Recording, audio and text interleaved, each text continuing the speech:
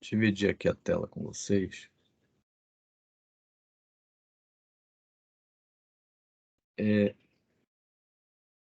Só lembrando, pessoal, qual o motivo, assim, eu faço muita questão da aula pelo seguinte: assunto tem, tá lá na plataforma, né, na Teams, né? Eu vou ver se consigo botar o link dessas aulas lá na Aprender, porque o grande problema da Aprender é que eu não consigo colocar essas aulas lá. Eles limitam a 100 megabytes, né, o arquivo que você quer colocar lá na plataforma. 100 megabytes é uma aula de, no máximo, estourar entre 15 e 20 minutos. Não dá para eu fazer essa aula em 15 minutos, 20 minutos, não tem condição. Então, essas aulas têm que ser colocadas aqui na nossa plataforma Teams mesmo. Além das nossas, né, que a gente quer dar. Por quê? Porque é uma oportunidade de discutir o que é que vocês estão fazendo, né? Assunto teve, já tem bastante coisa aí que a gente está fazendo, mas eu queria conversar com vocês sobre alguns tópicos, né, da nossa. Deixa eu só me situar aqui. Ah, aqui o Norton está me enchendo o saco. Não, sai. Depois a gente resolve. Problemas. Bem, ah, uma coisa que eu quero chamar a atenção, né? Vocês já devem ter visto, tem aula aí, mas eu queria chamar a atenção em particular. Nós ficamos discutindo aqui, né, a diferenciabilidade, e eu disse para vocês, olha, a diferenciabilidade é o germe dessa brincadeira que a gente está fazendo agora, né? Você viu lá na diferenciabilidade essa questão do erro, do resíduo, né? E a gente adiantou, olha, a fórmula de Taylor ela vai aproximar num grau maior, porque a aproximação que a definição de derivada dá, né, é de ordem 1. Está aqui, o h é elevado a 1. A variável da aproximação é h, né? Você pode fazer uma de grau 2, aí vai fazendo de grau 3 e por aí vai. Essa é a origem da fórmula de Taylor, né? Essa é a origem. E aí a gente tem como controlar esse erro. Então, tem duas coisas que eu quero conversar, né? Em primeiro lugar, essa questão do erro que a gente precisa, né, ter em mente. E em segundo, né, essa questão da fórmula de Taylor, né? Por exemplo, quando você escreve a fórmula de Taylor, né, vamos simplificar. Eu vou colocar aqui o ponto x0, aí você bota um x0 mais h aqui. O que que a gente está fazendo? Eu vou aproximar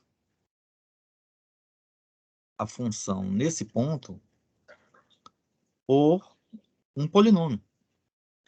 E ele vai, né, a função nesse ponto, ela será f de x0 mais f' de x0h, até aqui é a derivada, né? Aproximação de primeiro grau. Aí vai fn de x0 sobre n fatorial, h na n, mais rn de... Eu vou colocar ele... Não, deixa aí, deixa aí. Vou botar só de h, tá? Bom, isso aqui é o polinômio de Taylor de grau n, né? É o polinômio de Taylor de grau n. Esse cara, você aprendeu aí na aula de fórmula de Taylor, Uma das caras que ele deve ter, uma das caras, o Rn de H, uma das caras que ele pode ter é essa aqui, ó, Fn mais 1 de... Eu vou chamar de Xi sobre n mais 1 fatorial, H elevado a n mais 1. O que é o tal do Xi? Você tem o x0, você tem o x0 mais H aqui. O Xi é um carinha que está por aqui pelo meio. Tá? É x0 mais uma fração multiplicando H. Ele está dentro do intervalo. E aí, o que acontece na prática, né? Quando você fizer limite de Rn de H sobre H elevado a n e pedir que o H vá para zero, isso aqui vai ficar na faixa de Fn mais 1 do Xi sobre n mais 1 fatorial vezes H. É lógico que esse limite, quando H for para zero, ele vai para zero. Então, aquele resíduo da fórmula de Taylor é um cara que vai para zero. A gente diz aqui, né, na linguagem do cálculo infinitesimal clássico, né, Rn de H é um infinitésimo de grau ou ordem, né, n, tá? Quer dizer, ele vai para zero mais depressa que a potência n do H. E note, o H é pequeno, tá? Então, esse é o detalhe.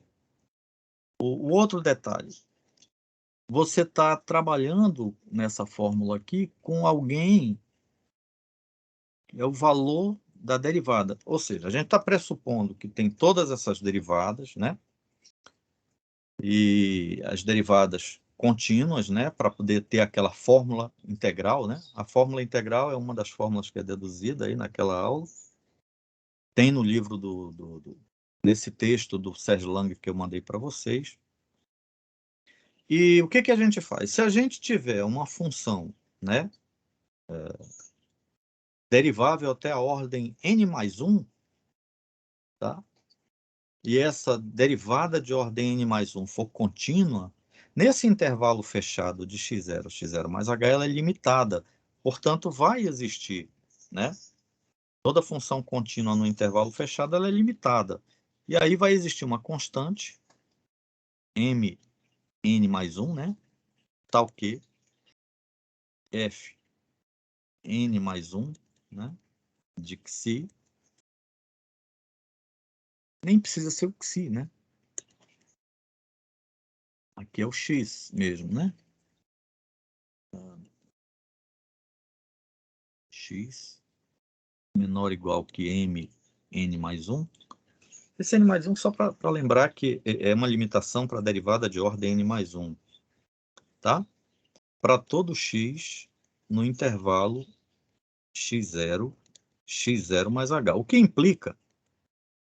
Isso implica que o nosso Rn de h, né, se eu fizer o valor absoluto dele, ele fica dominado por m n mais 1, né, sobre n mais 1 fatorial, h elevado a n mais 1. Tá bom? Então, essa constante aqui é muito interessante a gente ter em mente. É muito interessante a gente ter em mente. E isso aqui, olha, você vê que você se afastou completamente da função. O que tem aqui é uma potência do h, um fatorial aqui, né? N mais 1 fatorial. E aí, o que vem depois? Esse controle em cima do resíduo, ou do erro absoluto, você joga aquela história. Eu quero, vamos dizer, K casas decimais nessa aproximação. Aí você impõe aqui 0,5. Quero que esse N que eu vou achar aqui seja menor que 0,5 vezes 10 a menos K. né? Se fizer isso aqui, né? Isso aqui vai produzir, né? Procuramos N, né? De tal modo que o polinômio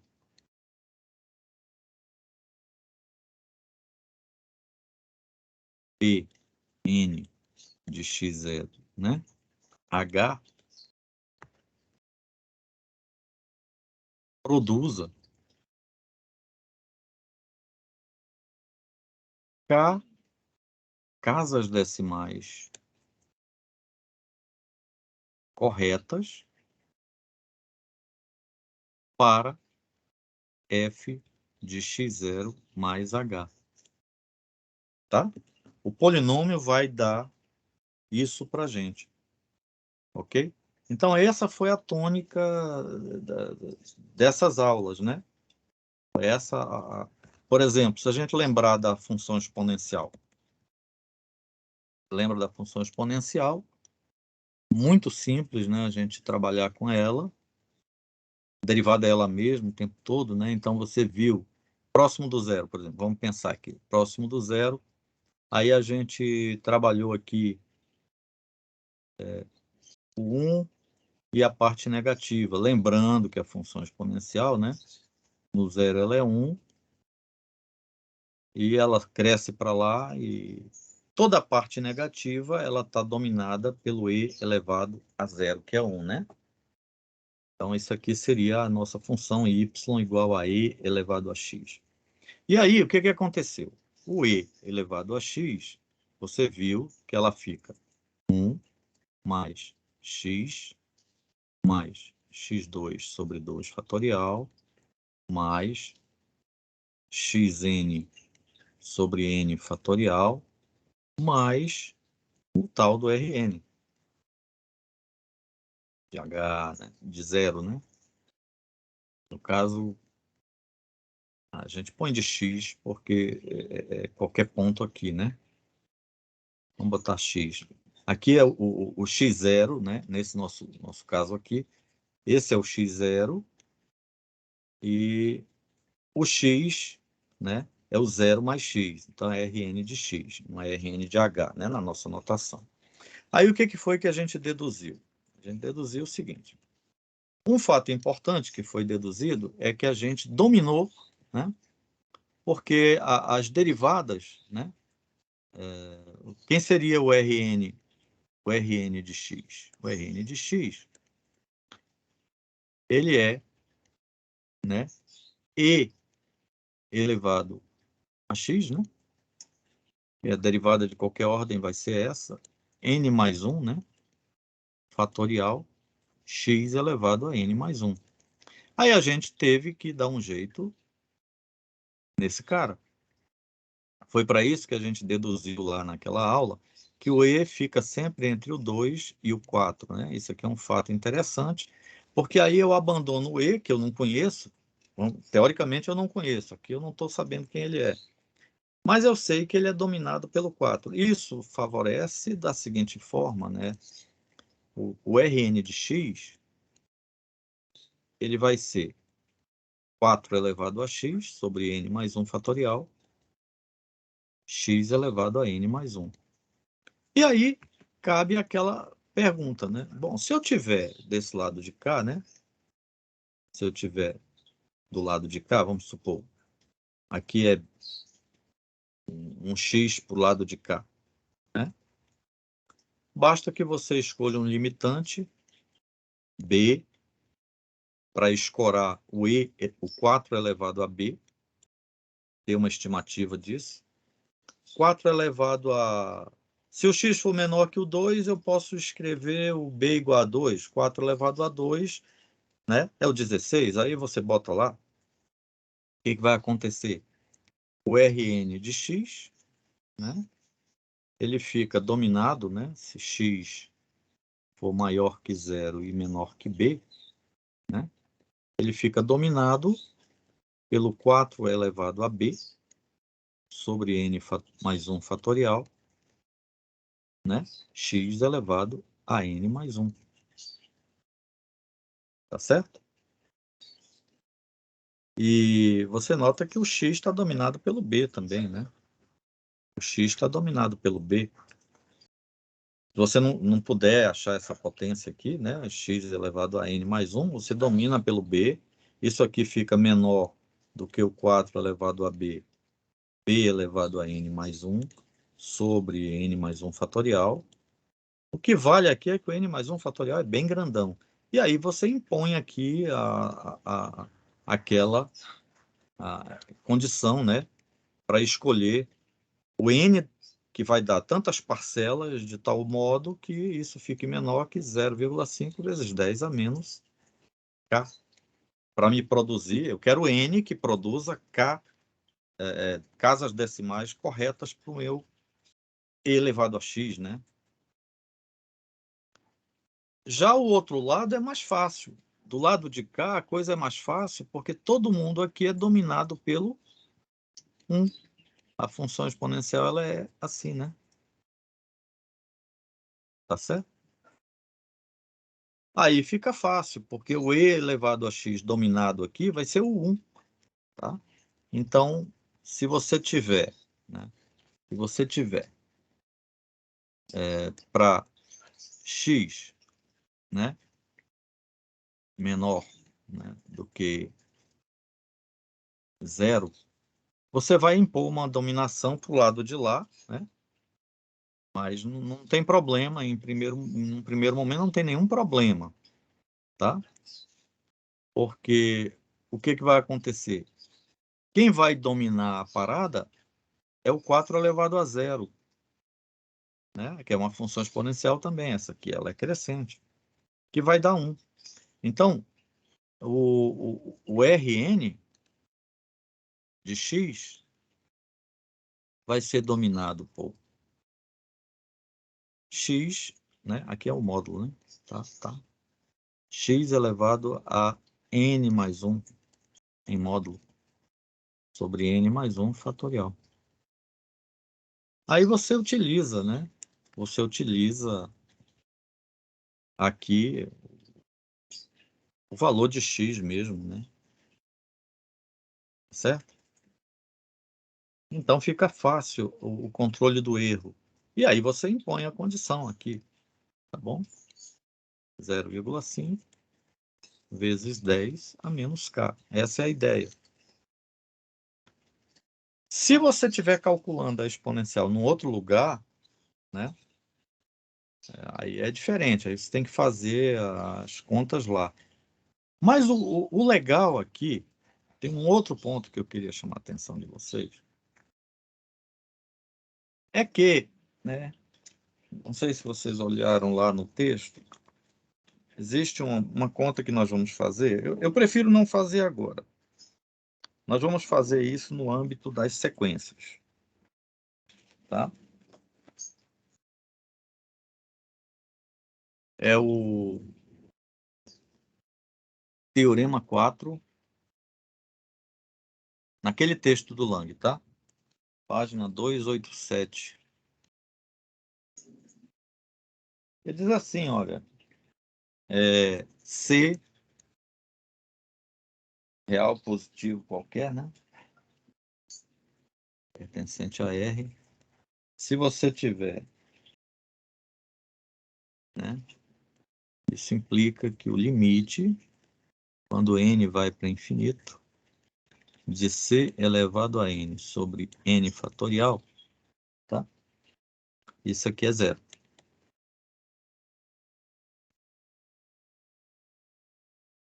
Tá? Separou o valor de c. Esse limite aqui, c elevado a n, qualquer que seja a potência n, né? Não consegue ser maior que o n fatorial. Ou seja, o n fatorial ele cresce absurdamente e torna esse limite aí possível. É zero. Limite de sequência, a gente vai trabalhar especificamente limite de sequência, tá? Isso não é difícil de acreditar. E você está vendo aqui é o seguinte, se você sobe um pouquinho aqui a nosso texto, olha lá. Qualquer que seja a exposição, né, a cara do ponto que você está tomando aí ao redor do zero, o resíduo ele está dominado por uma expressão do tipo módulo de x, uma constante, módulo de x elevado à potência n mais 1 dividido por n mais 1 fatorial. Qualquer um dos casos, olha. Aqui a constante é 1, aqui a constante é um pouco diferente, mas não importa. O que importa é que o n está afetando essa fração aqui. E o que o teorema 4 está querendo dizer para mim é o seguinte: se você fizer o n crescer muito, esse resto vai para zero, tá? Então, aqui é aquele momento de estricção, né? O e elevado a x, ele é 1 mais x2 sobre 2 fatorial, mais xn sobre n fatorial, mais aquele Rn de x. A diferença, né, graças a esse limite, né, isso aqui garante que limite do Rn de x, quando o n for embora, é o n aqui que está crescendo, dá zero. E é isso que cria, graças a esse limite, que cria a tal da série de Fourier, ou da série de Taylor. Troquei aqui a aula, tá? Do exponencial,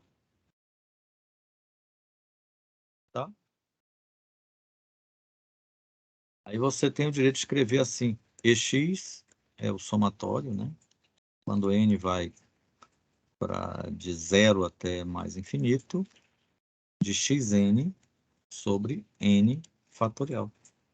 Isso aqui é a chamada série de Taylor de e elevado a x, em torno de x igual a zero, tá? É aí no x igual a zero que você fez. O legal é que a gente vai descobrir depois que essa série ela converge para qualquer x real que você bote aí. Ou seja, essa série de Taylor ela vai representar a função exponencial, tá bom? Então esse é um ponto interessante. E aqui marca as escolhas, né? Por exemplo, tem livro que começa falando de série, de sequência e série. Aí já fala da série de Taylor. Eu preferi essa abordagem, apesar da gente ter deixado, por exemplo, acabei de pedir para vocês, olha, deixa para quando a gente for falar de sequência, porque é independente, aí a gente mostra isso aqui. Mas se você tiver com pressa, dá uma olhada na página que o autor fez essa demonstração aí, tá? Independente de estar tratando de sequências, ele nem trata. Esse livro de cálculo aqui, ele não trata, tá? Ele vai tratar de séries lá no próximo capítulo. Esse é o capítulo 14. No capítulo 15, ele vai fazer as sequências, as séries. Sequência aqui é tido como algo que ele põe algum lembrete lá no apêndice, tá? Então, essa é a razão das escolhas, né? Eu prefiro que você aprenda logo a fazer essas continhas para tirar algum proveito. Aí a gente parte para o lado mais teórico em seguida, tá? Mas a ligação entre esses fatos está aqui, tá? Um outro detalhe muito importante com relação a essas séries de Taylor em torno da origem, e tudo tem a ver com esse mesmo limite aí, está relacionado com o cosseno, né? Você já viu que o cosseno de x, também de novo em torno do zero, né? Ele é o quê? Ele é 1, né? 1,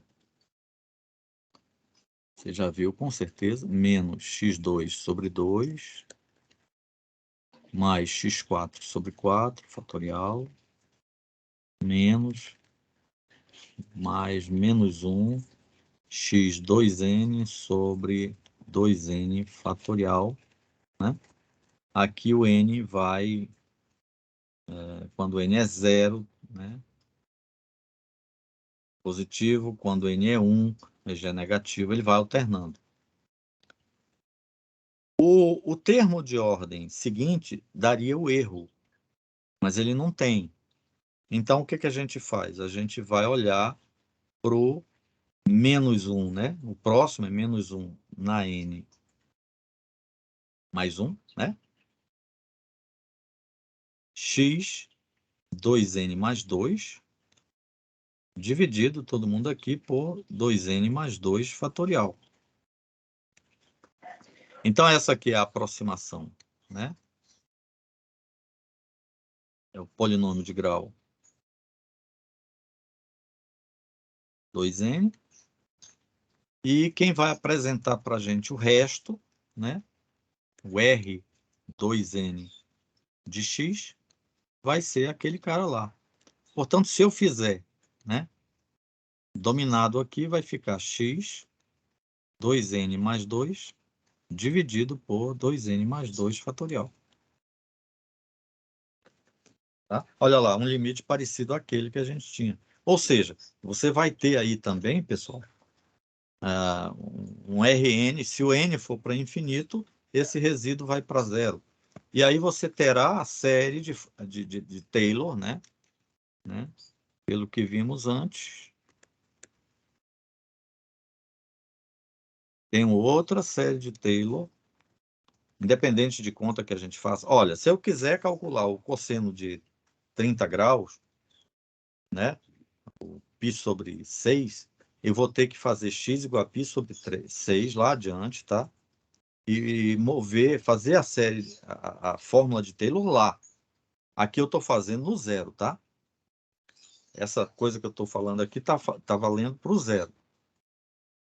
Assim como eu fiz para exponencial, eu estou fazendo para o cosseno. E aí, o que está dizendo aqui para mim? Ele está dizendo aqui para mim que essa representação, via aquele teorema, está dizendo para mim que o cosseno de x ele pode ser representado por essa série, né? De 0 a mais infinito, né? Menos 1 a n, x 2n sobre 2n fatorial. É a fórmula, a série de Taylor dele. Série de Taylor do cosseno. E uma coisa que a gente vai aprender quando estiver mexendo com as séries é que essa série vai convergir na reta inteira. Tá? Ela converge sempre. Só não vale eu botar x igual a infinito ali, mas para todo x de menos infinito a mais infinito, essa série funciona. Ela converge para o cosseno direitinho. Tá? Um raciocínio análogo a esse, vai me dar a outra, o seno de x, né? Também vai ser representado por uma série dessas aí. X 2n menos 1, 2n menos 1 fatorial. Tá? Quando n é 1, é que ela começa do x, né? Então, aqui é n mais 1. Aqui é a do seno. Tá? Estas séries de Taylor convergem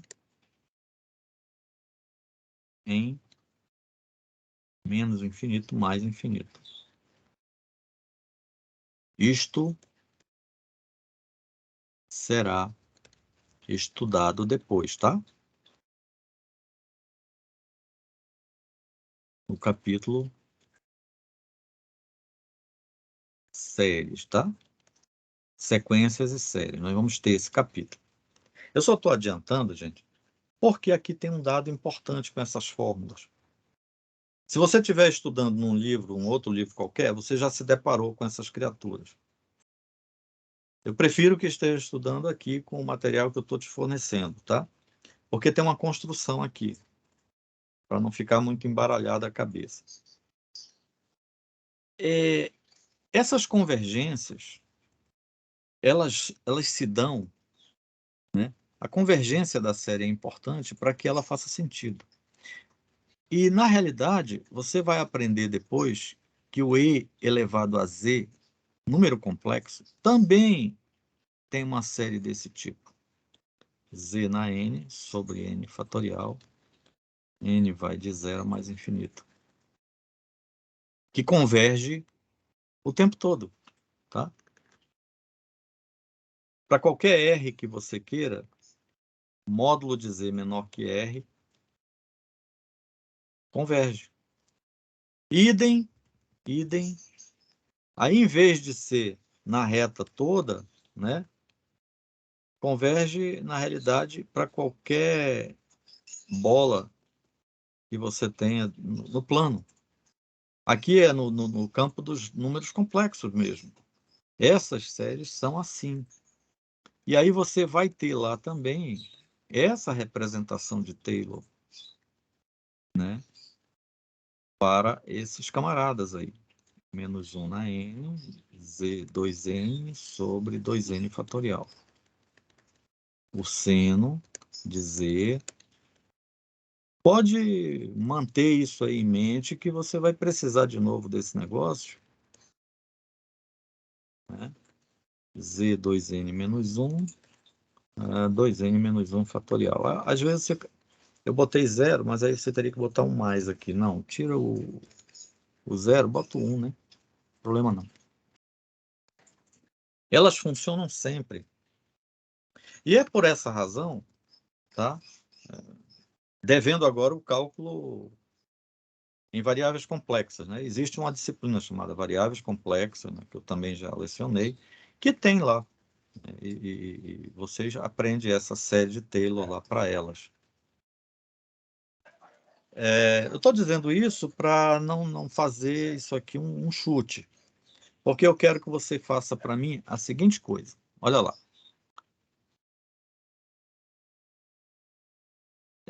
No caso, eu já botei aqui uma fórmula que vale nos números complexos, mas você tem o direito de fazer o seguinte: no lugar. Isso aqui justifica que o que eu estou fazendo não é bobagem, tá? De x, faça x, né? E x. O que equivale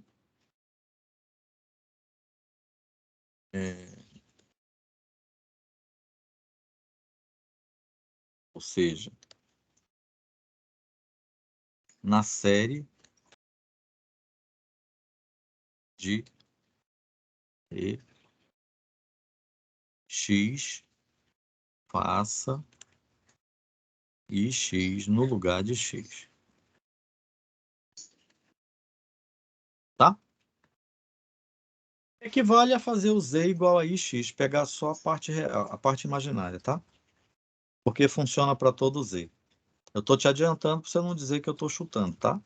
Então, olha aí, como é que fica o tal do e e x? Ele vai ficar 1 mais ix mais i2x2 sobre 2 fatorial mais i3x3 sobre 3 fatorial mais i4x4 sobre 4 fatorial mais, né? Lá pelas tantas, você vai ter, né, o i 2n menos 1, x 2n menos 1 sobre 2n menos 1 fatorial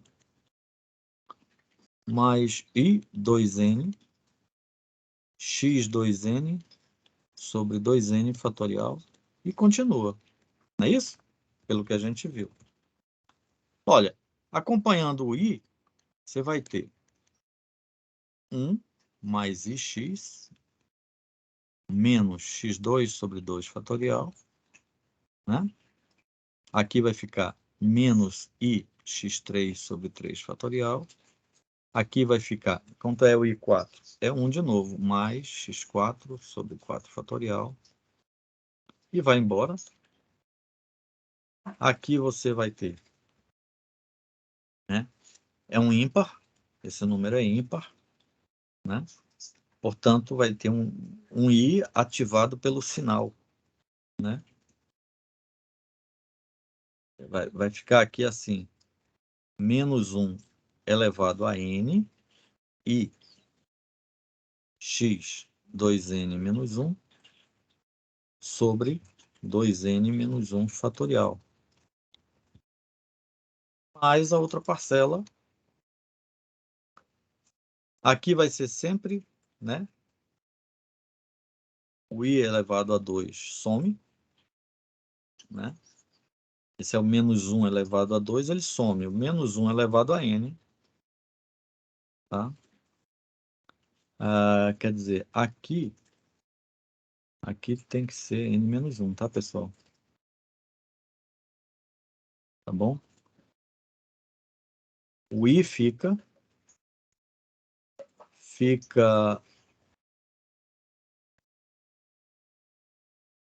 Por que que... Espera aí que eu faço a conta para você. Só um instantinho. Espera aí, vamos botar. Esse aqui, I2 e N, né? O que que acontece?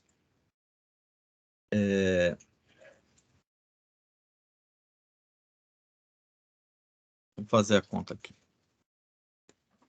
Menos 1 elevado,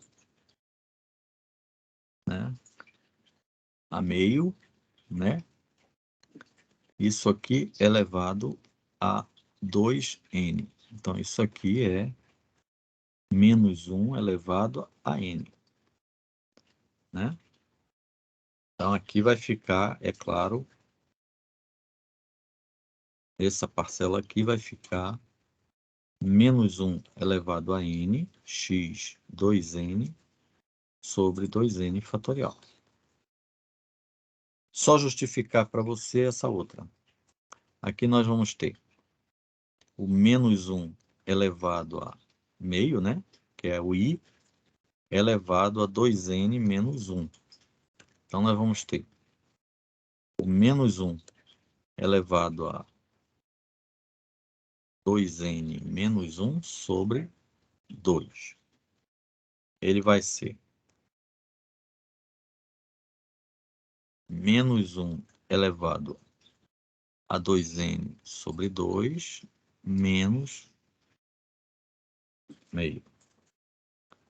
Então, aqui eu tenho menos 1 elevado a n,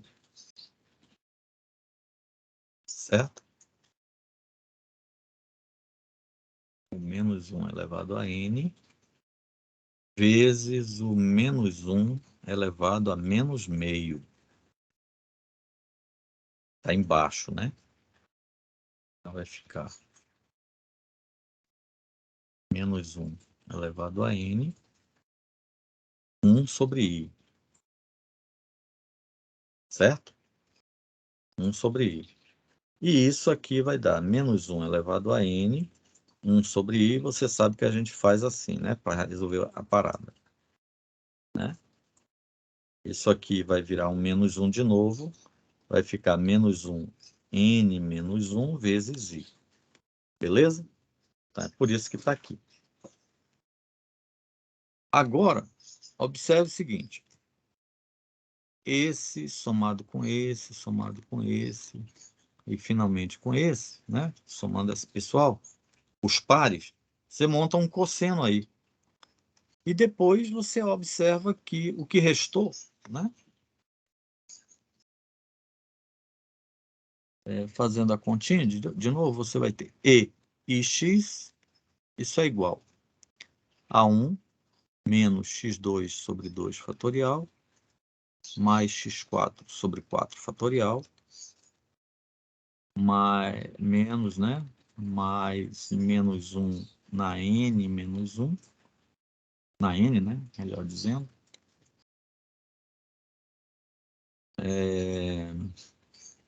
X,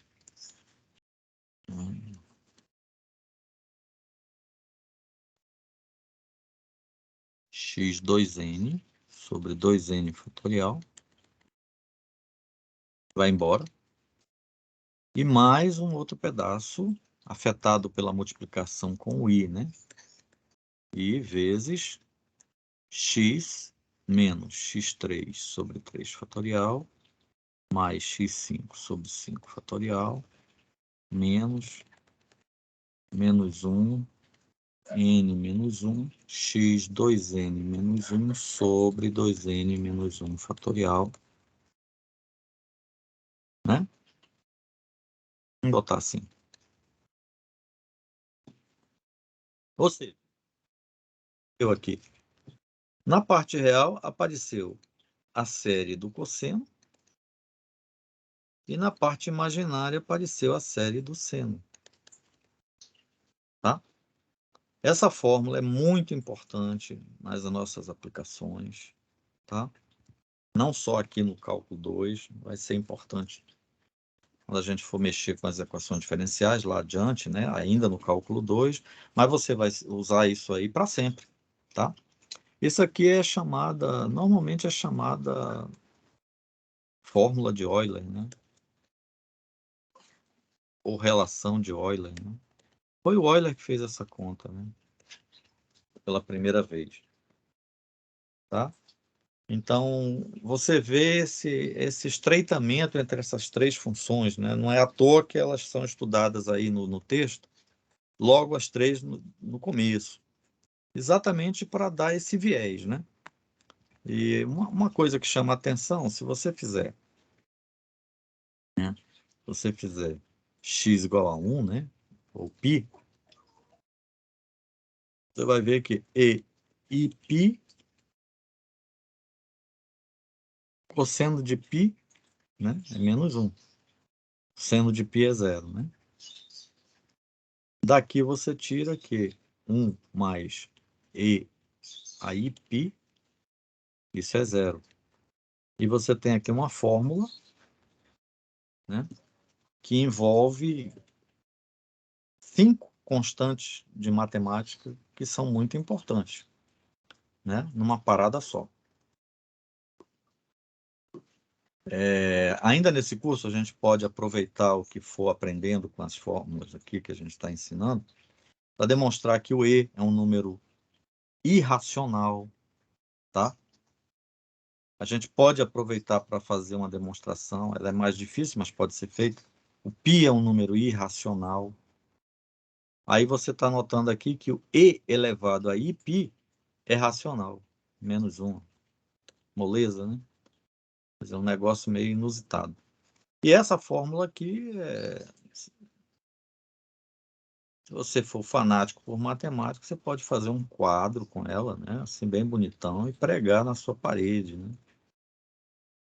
No seu espelho lá do banheiro, quando for fazer a barba, né? As moças, quando forem se pentear, fica vendo isso aqui, né?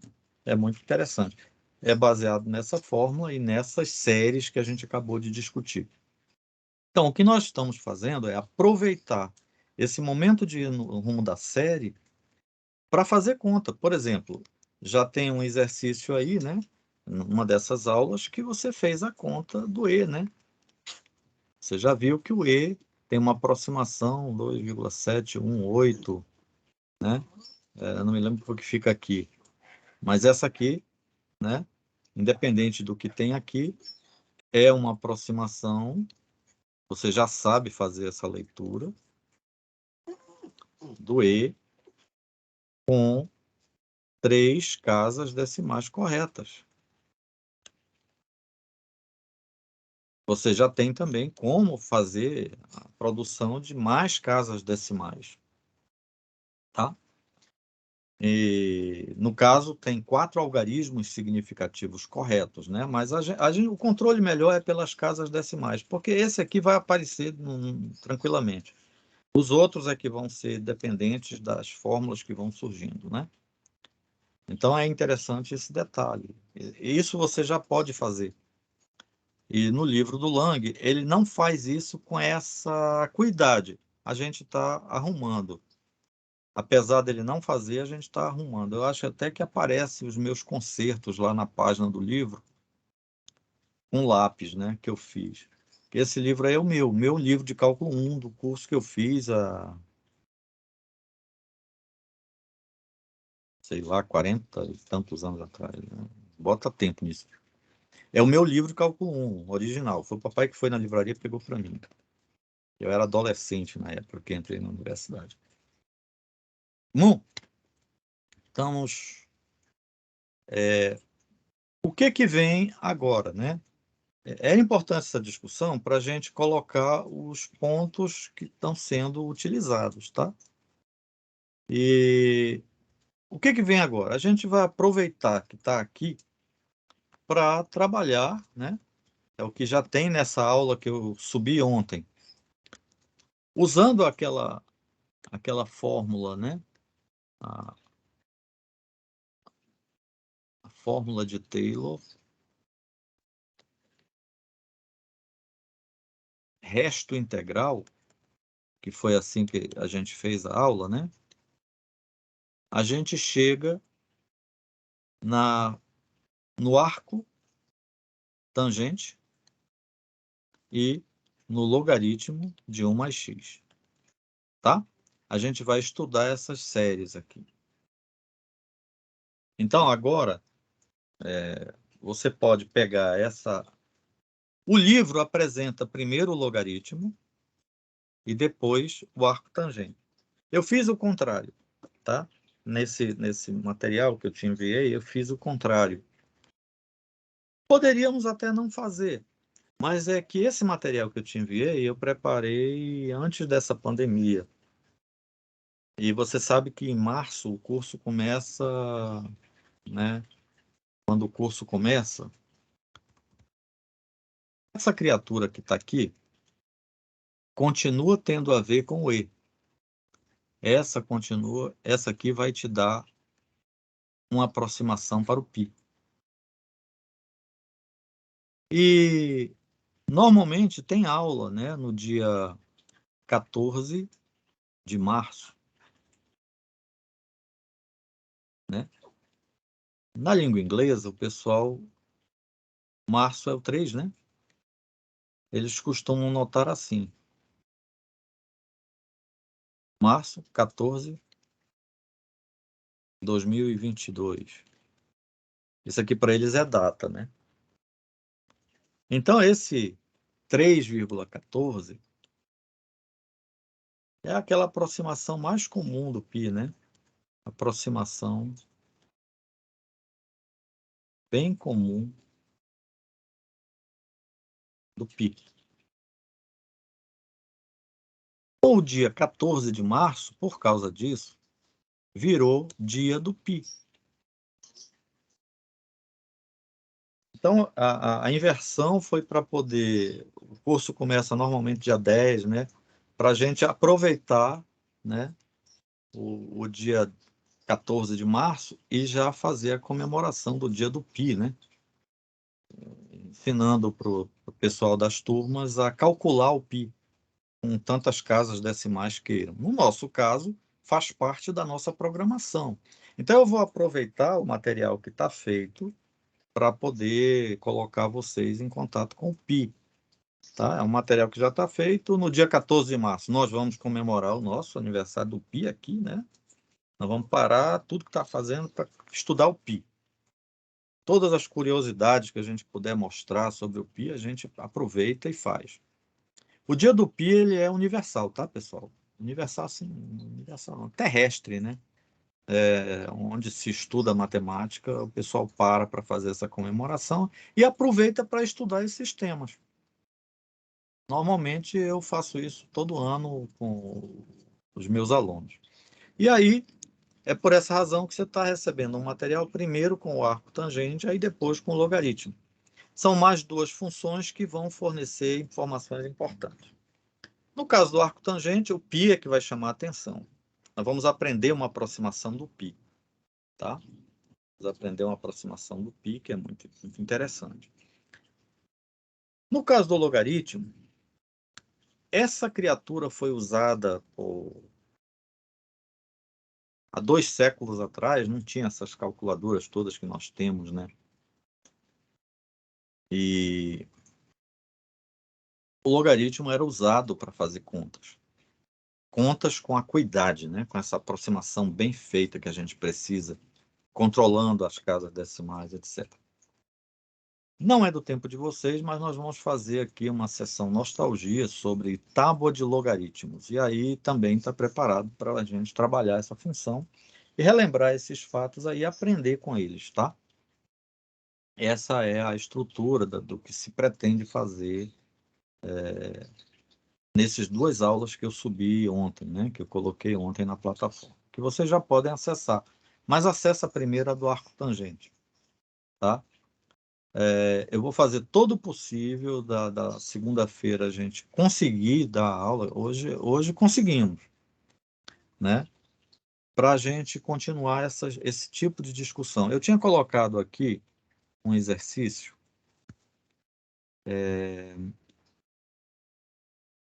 Esses textos, esse aqui eu já coloquei aí na plataforma, né? Eu já pus o outro também, tá? Esse é o capítulo 14 do livro de cálculo 1 do Lang. Essa é a continuação. Você vê que ele começa pelo logaritmo, só depois ele vai passar, né, para a... Ele vai passar para o... Aqui que ele começa o arco tangente, tá? Então, aí tem as minhas anotações feitas no meu livro, né? Então, esses exercícios aqui a gente vai mexer, tá? Essa fórmula calculada assim é bem melhor, mas nós vamos fazer com essa aqui, tá feito aí no material. Então, esses exercícios que estão aqui, a gente vai... Já está feito aí. E vamos, na hora, né, a ideia de comemorar o dia do Pi, aí você vai ter um repeteco, né? No caso da outra turma, não, porque eu não sei se eles fizeram o cálculo 2 assim. Mas aí eles terão a oportunidade de rever esses tópicos aí, que o dia do Pi é oficial, a gente para comemorar o Pi, tá? Ah, a outra função interessante, que a gente passa correndo por ela, é o desenvolvimento binomial, né? A gente dá um toque aqui legal no desenvolvimento binomial, e aí parou. As aproximações ficam por aí porque você encerra todas as aproximações que a gente costuma fazer e que costuma pedir da calculadora também, tá? Vamos continuar usando nossa calculadora. Eu só estou te dando um momento histórico aí do cálculo, que foi por causa disso que a gente chegou aqui, tá? Bem, esse texto está aí já, você já tem. Esse aqui eu não tenho certeza, mas se vocês quiserem, essa segunda parte eu posso pôr aí no. Eu acho que está aqui na plataforma. E está lá na outra plataforma também. Mas se vocês quiserem, eu ponho aqui no WhatsApp, vocês pegam. Aqui nós temos um exercício, tá? Eu vou botar esse exercício para vocês darem uma trabalhada. Eu acho que já viram, se lá na Aprender deve ter. Eu pedi para você usar aquele método de Newton que a gente usou na aula passada, né? Para montar um esquema para calcular a raiz cúbica, né? Raiz cúbica de 2. E aí a gente fez a continha, tá aí o jeitão, né? E pediu 4 casas decimais corretas. E aí você está vendo que parou na quarta iteração, porque repetiu, né? Então, aquelas 4 casas decimais lá estão corretas. Esse exercício é do Lang, tá? É desse capítulo aí, calcular o seno de 31 graus, com 5 casas decimais corretas. Só que o Lang não dá bola para esse negócio de casa decimal correta. Eu que estou impondo para a gente controlar. Então, olha lá, a série vai ser assim, né? Todas as derivadas envolvidas são limitadas por 1. O exercício está resolvido. Eu vou mandar ele já já no WhatsApp para você. E aí você muda, né? 30 graus para radiano para poder fazer as contas. Nós estamos usando o π desse jeito aí, olha. Um certo cuidado. A gente ainda não calculou o π, né? Esse aí tem 5 casas decimais corretas. Por que 5 casas? Para garantir que a gente não vai perder, né? Porque o que o problema pediu para a gente? Ele pediu 5 casas decimais. Então, a gente colocou no PI 5 casas decimais. Poderia ter posto mais. Se a gente não desse conta de resolver, teria que aumentar as casas decimais do PI, né? Nesse momento, a gente usou a calculadora para fazer a conta, né? Vamos aprender ainda sobre o PI. Então, veja que é um aprendizado, né? Que a gente está fazendo um passo a passo. Está aí o controle do erro, está tudo feito, detalhe por detalhe. Como calcular esse N que vai fornecer para a gente, tá? Foi calculado o N, né? O N igual a 2 resolve a parada. Então, basta 2 parcelinhas, tá? Ó, a primeira, mais uma, mais outra. 3 parcelas. E o seno de 31 graus, 0,515038. Tem 5 casas decimais corretas. O 8 ali é aquele indivíduo que está ali para fazer papel, né? Ele é um cara que escora a questão do erro, né? O duvidoso, que a gente chama de duvidoso. Mas os 51503 estão corretos. Possivelmente esse 8 também, mas a gente não está contando com isso porque a gente não fez o teste. Teria que fazer mais uma parcela, e aí, né? E finalmente tem uma demonstração aqui que já envolve o E, né? Já que a gente já falou da exponencial numa boa, né? Olha essa demonstração. Envolve o E, né? Então, aquelas sequências geométricas que você já... Veja, eu não estou exigindo para fazer esse exercício que eu passe primeiro pelo capítulo de séries. Eu estou me baseando no fato que você já viu isso. No ensino médio a gente vê isso aí, tá? Então, vamos ver de novo quando chegar na série? Já é um exercício que vai servir agora e depois. E olha só a diferença que você vai ter, né? É uma conta interessante, que poderá ser usada. Essa conta é base para a gente provar que o E é um número irracional, tá? Depois eu te ensino como é que a gente faz isso. Assim, no nosso esquema atual, esse último exercício é considerado um exercício difícil. Não é que ele seja tão difícil, mas é difícil, porque você tem que lembrar desses fatos. Fatos que a gente vai rever porque faz parte do programa, quando a gente estiver mexendo com série, tá? Mas os 2 primeiros estão dentro do contexto do início desse curso, tá bom, pessoal? Muito bem. Eu vou colocar esse exercício daqui a pouco para você e a gente hoje para por aqui, tá legal? Eu vou...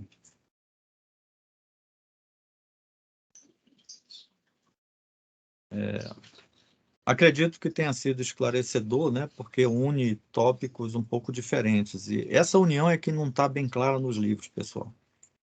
É por isso que eu estava preocupado com essa história da coisa não pegar aqui, porque tem umas ligações aí que eu tenho que fazer. Infelizmente, eu tenho mesmo que fazer, porque não pode esperar pelo livro, tá bom? Ainda bem que a gente conseguiu essa aula de hoje. Vamos fazer força para segunda-feira a gente ter a aula também.